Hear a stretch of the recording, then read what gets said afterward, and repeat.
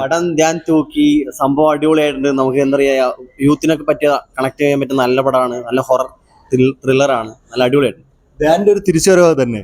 ധ്യാൻ തീർച്ചയായിട്ടും ധ്യാൻ ഒരു വേറൊരു മേക്ക് ഓവറിലാണ് വന്നിരിക്കുന്നത്. കാരണം നമുക്ക് ഒരു 10 വർഷം മുമ്പ് ധ്യാൻ എങ്ങനെ ഇരുന്നു, ആ ഒരു മേക്ക് ഓവറിൽ ധ്യാൻ വരുന്നുണ്ട്. വളരെ നൈസായിട്ട് സൂപ്പറായിട്ട്.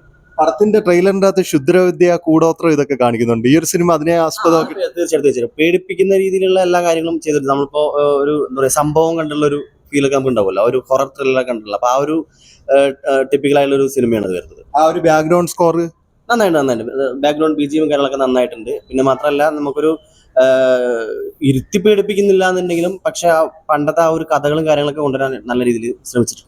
പഴയ കാലഘട്ടമാണ് സിനിമ കാണിക്കുന്നത്. അല്ലല്ല, പുതിയ കാലഘട്ടം തന്നെയാണ്. ഒരു കോളേജിനെ ബേസ് ചെയ്തിട്ട് നല്ല അടിപൊളി സ്റ്റോറിയാണ്. ഇതിന്റെ അകത്ത് ഏറ്റവും കൂടുതൽ ഇഷ്ടപ്പെട്ട ആ ഒരു സീൻ?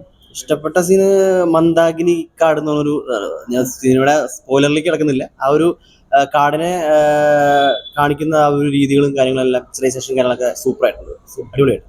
വ്യത്യസ്തമാക്കുന്ന എന്തുമായിരിക്കും ഈ ഒരു സിനിമ? ഞാൻ തീർച്ചയായിട്ടും വ്യത്യസ്തമാക്കുന്ന പറഞ്ഞു വെച്ചാൽ ആക്ടിങ് നല്ല രീതിയിൽ ആള് ഇമ്പ്രൂവ് ചെയ്തിട്ടുണ്ട്. കാരണം കുറച്ചും കൂടെ സീരിയസ് റോളാണ് കൈകാര്യം ചെയ്യുന്നത്.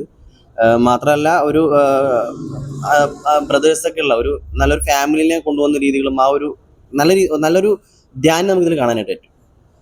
കുഴപ്പമില്ല. കാരണം ധ്യാനിന് ഒരു വ്യത്യസ്ത വേഷം ഉണ്ടായിട്ടേ. കാരണം നമ്മൾ മുമ്പ് ധ്യാനിനെ കണ്ടിരിക്കുന്ന ഒരു ചിത്രത്തിന്റെ ഇതല്ല, ഒരു സീരിയസ് കഥാപാത്രമാണ്, ഒരു ചേട്ടൻ കഥാപാത്രമാണ്.